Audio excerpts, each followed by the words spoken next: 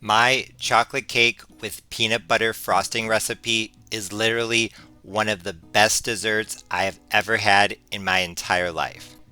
The chocolate flavor is extra intense because I made the cake with coffee and I bloomed the cocoa powder. The peanut butter cream cheese frosting is equally delicious because it's sweet but not too sweet and has a ton of peanut butter flavor. Absolutely outstanding. In this bowl, as always, I'm starting off with a 15.25 ounce box of white cake mix and one small 3.9 ounce box of instant chocolate pudding. However, most of the chocolate flavor is going to come from the cocoa powder. Here I have half a cup, or as I measure it, 40 grams of unsweetened cocoa powder mixed with half a cup of hot water. What I did is I bloomed the cocoa powder. If you're not familiar with that, it's the process of, instead of just adding the cocoa powder directly to the dry ingredients, you mix it into hot liquid, usually hot water. That is supposed to really bring out the chocolate flavor. So that's what I'm going to do. I'm also using another half a cup of water, this time for the coffee. So I have half a cup of water, 120 grams, and in that I put 3 teaspoons of instant coffee. I measured out 4 grams of instant coffee. And I'm sure you could buy it if you want. I think the key with this is to have a really strong coffee. I know 3 teaspoons is kind of strong.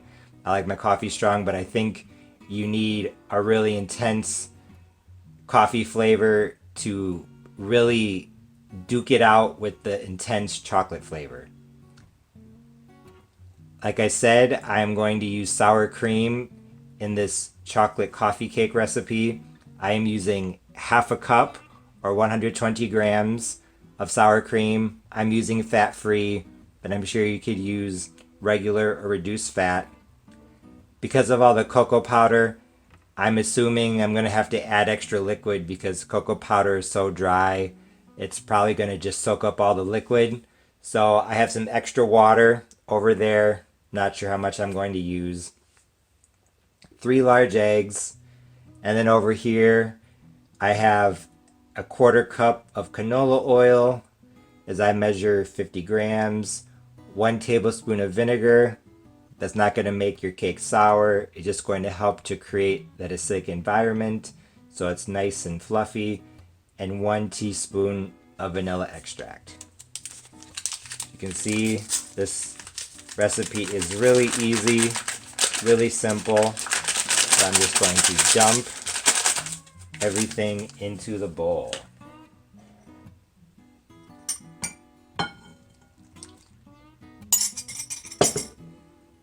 Although I honestly think that this is going to be good, what you could do is you could add a teaspoon or so of molasses. That's really strongly flavored and I think it would pair well with the chocolate. That's what I do for my devil's food cake. What else could you do? You could maybe use espresso instead of instant coffee. If you have a favorite coffee, you could use that, but I'm just using what I normally use for drinking in the morning. I am using Nescafe.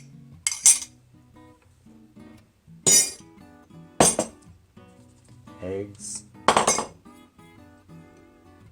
Once everything is combined in the bowl, I am going to get my electric mixer and I'm going to start mixing. Before I start mixing, I do want to get some of the chocolate that is stuck to the jar out of here. So I added a quarter cup of water and then I scraped the sides. I'm going to add that in. I just finished beating the batter for my chocolate coffee cake. I beat it for about a minute, maybe a minute and a half. I did end up adding that extra quarter cup of water that was in the measuring cup that had the sour cream. As you can see, it's a beautiful color. I tasted it even though it does have raw eggs, and I have to say it's pretty amazing. Now I'm just going to pour the batter into my prepared cake pans while my oven preheats to 325 degrees Fahrenheit. I just pulled my cake out of the oven.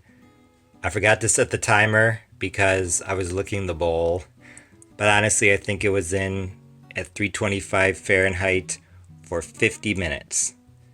50. Now that the chocolate cake is done, it's time to turn our attention to the frosting.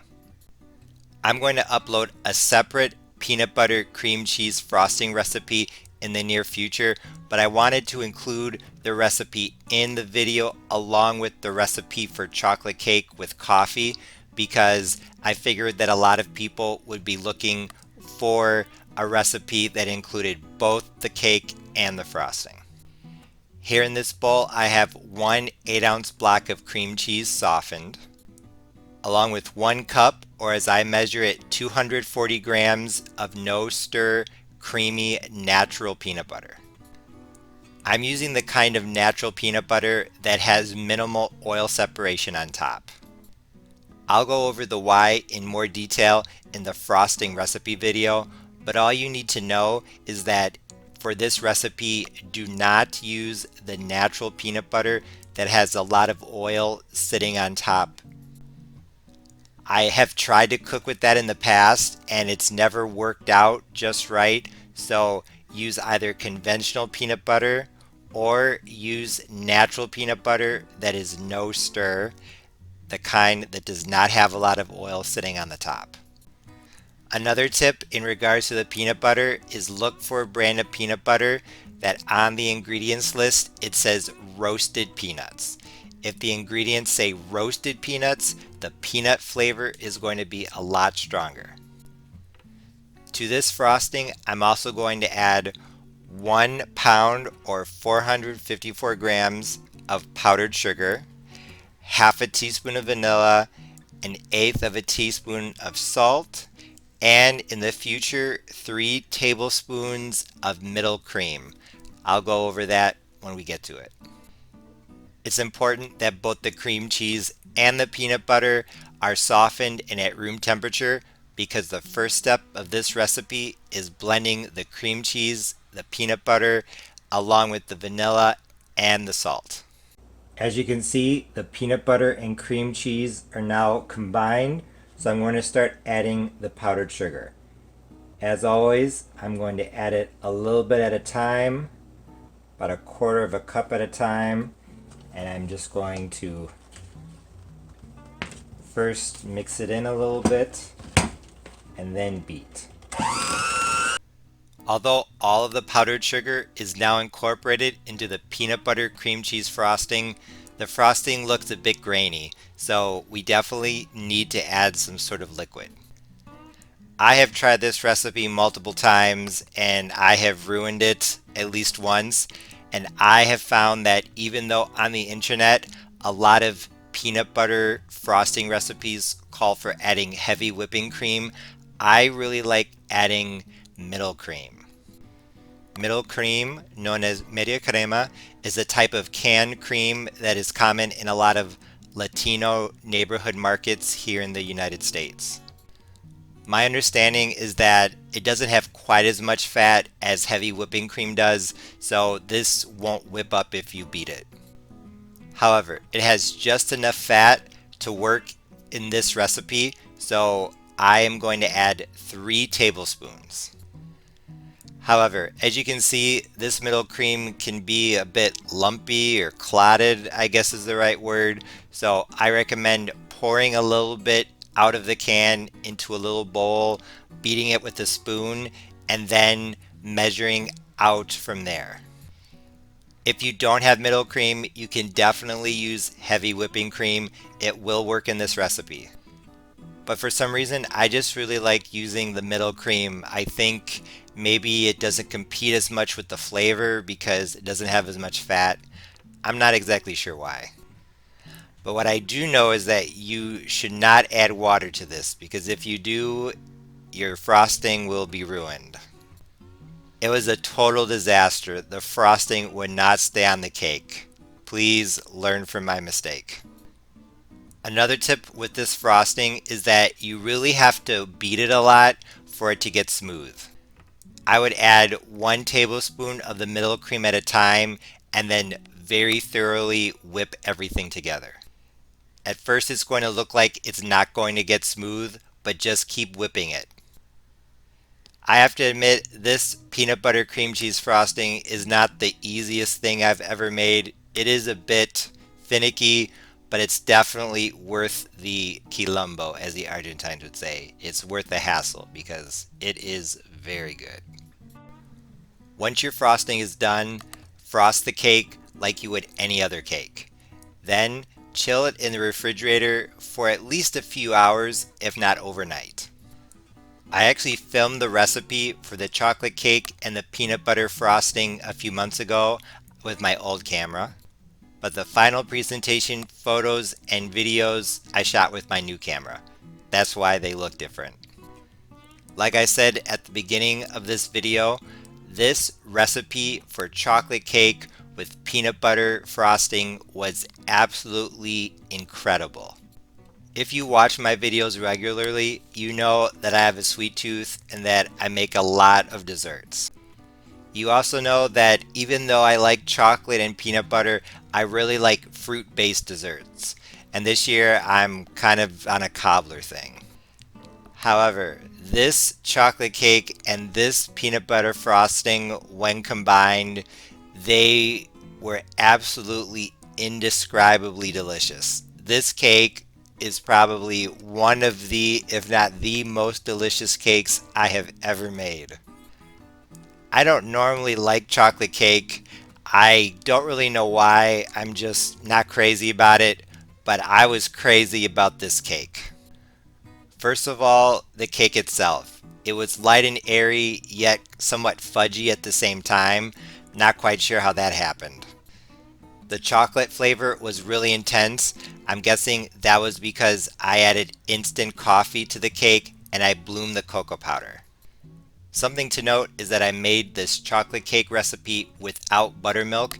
I used sour cream for the acidic component instead. So maybe that had something to do with it. I know I mentioned my devil's food cake recipe earlier in the video and adding molasses, but honestly, this is now my go-to chocolate cake recipe. But what really made this indescribably delicious was the peanut butter cream cheese frosting. The frosting had a really strong peanut butter flavor, probably because I chose a brand of peanut butter that listed roasted peanuts as the ingredient, because, like I explained, roasting really brings out the peanut flavor. Also, I made the peanut butter frosting without butter. Instead, I used cream cheese, and I think that that worked really well because with the lower fat content, the peanut butter flavor came through a bit more. It didn't have to compete with the butter, but also the cream cheese had some tang that helped to balance out the sweetness from the powdered sugar. So even though this frosting was definitely frosting, it was not too sweet. Whether served with ice cream, as I showed in a few pictures, or on its own, this chocolate cake with peanut butter frosting was life-changing. If you like chocolate and you like peanut butter, you definitely need to make this cake. If you make it, I know that you'll love it and that it will become your new favorite thing, so if you do make it, be sure to let me know. As always, thanks for watching. See you next time.